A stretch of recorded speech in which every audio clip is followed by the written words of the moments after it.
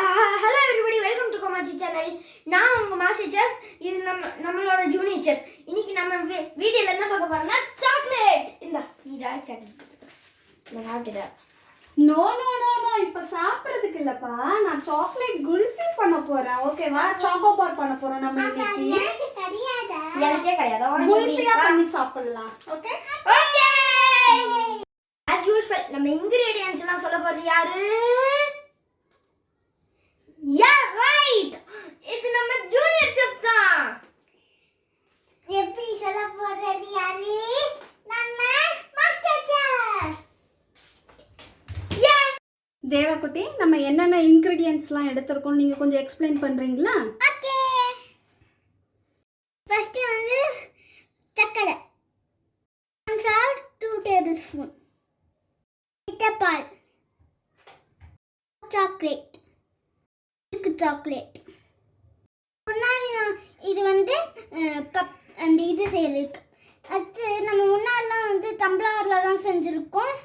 டம்ளரில் செய்கிறது போல நாங்கள் வந்து ஒரு நாள் கப் வாங்கி செய்யலாம்னு சொல்லிட்டு ஒரு நாள் நாங்கள் வந்து கப் வாங்கிட்டு சாக்லேட் குல்ஃபிக்காக நாங்கள் நம்ம சாக்கோபார் பண்ண போகிறோம் இன்னைக்கு. ஓகே? கிருஷ்ணா, நீங்க இப்ப எப்படி செய்யணும்ங்கறத சொல்லுங்க. இப்போ 1/2 லிட்டர் பாலை நம்ம நல்லா கொதிக்க வச்சுக்கணும். ஓகே கிருஷ்ணா, பாலை வந்து கொதிக்க வைக்கணுமா கொளுத்திக்க வைக்கணுமா? ஒழுங்கா தமிழ் பேசுங்க. சாரி, கொதிக்க வைக்கணும். நம்ம அந்த 1/2 லிட்டர் பாலை கொதிக்க வச்சுக்கணும். 1/4 டம்ளர் பாலை நம்ம 2 டேபிள் ஸ்பூன்ல அந்த கோதுமை மாவோட கழிச்சுக்கணும். அட, கார்ன்ஃப்ளவர் மாவு போட்டுருக்கு. இல்ல, அது மாவு குல்ஃபினால அப்படியே நான் கோதுமை மாவு இல்ல, ஆனா வந்து கோதுமை மாவும் போட்டுக்கலாம், கார்ன்ஃப்ளவர் மாவு போட்டுக்கலாம், மைதா மாவு போட்டுக்கலாம், அரிசி மாவும் போட்டுக்கலாம். நான் இன்னைக்கு வந்து கார்ன்ஃப்ளவர் மாவு போட்டிருக்கேன் வித்தியாசமா டேஸ்ட்டுக்காக. ஓகே. என்ன இன்னைக்கு மாஸ்டர் ஷெஃப்க்கு பயங்கரமா தருங்குது. சாப்பிட்டாரா நீ காலையில? சாப்பிட்டேன். நான் ஒரு டிவி ஷோ பார்க்க போனேன், அதனால தான் ஃபாஸ்டா சொல்லுவேன். டபுள் பாயிலிங் பண்ணோம், அதனால இப்போ தண்ணி கொதிக்க வச்சிருக்கோம். அதுக்கு மேலே ஒரு பாத்திரத்தை வச்சு அதில் நம்ம சாக்லேட்ஸாக போட்டுடலாம். Dark chocolate 100 gram, milk chocolate ஒரு 100 கிராம் போட்டு நம்ம வந்து பாயில் பண்ண போகிறோம். ஓகே.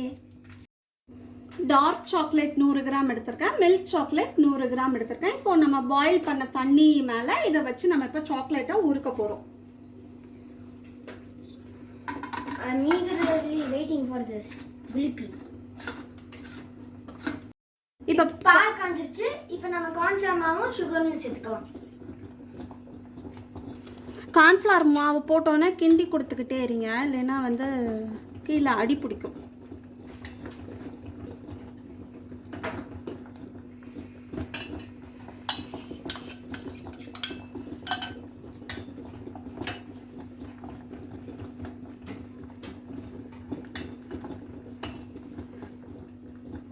அடுத்து 1/4 கப் சுகர் போட போகிறோம் நம்ம.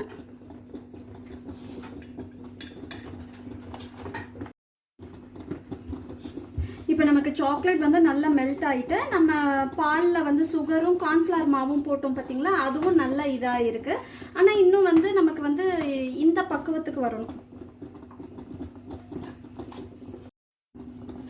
ஆனால் நமக்கு வந்து இந்த பால் வந்து மில்க் மெய்டு பக்குவத்துக்கு வந்ததுக்கப்புறம் நம்ம ஆஃப் பண்ணிடலாம். நம்ம சிம்மில் வச்சே தான் நம்ம இதை வந்து கிண்டி கொடுத்துக்கிட்டே இருக்க போகிறோம்.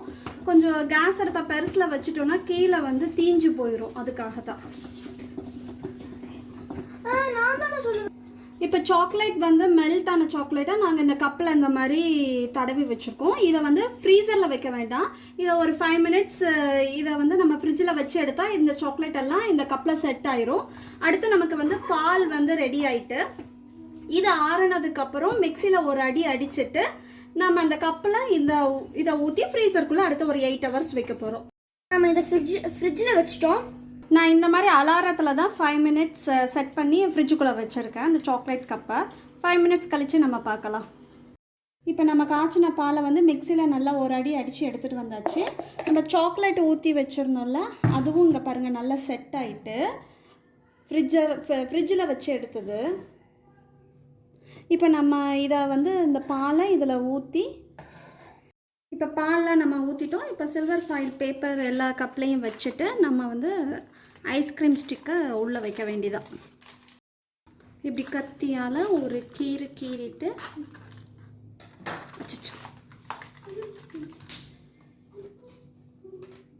ஐஸ்கிரீம் ஸ்டிக்கை வைக்க வேண்டியதான். இப்போ நம்ம இதை வந்து ஃப்ரீசருக்குலாம் ஒரு 8 hours வச்சு நம்ம எடுத்து பார்க்கலாம் குல்ஃபி எப்படி வந்திருக்கு, சாக்கோபார் எப்படி வந்திருக்கு அப்படின்னு. நம்ம இதை ஃப்ரீசருக்குள்ளே வச்சாச்சு. 8 hours கழித்து நம்ம பார்க்கலாம். ஃப்ரீசர்லேருந்து வெளியே எடுத்துட்டு இந்த மாதிரி நம்ம வந்து கப்பை பிச்சிடணும்.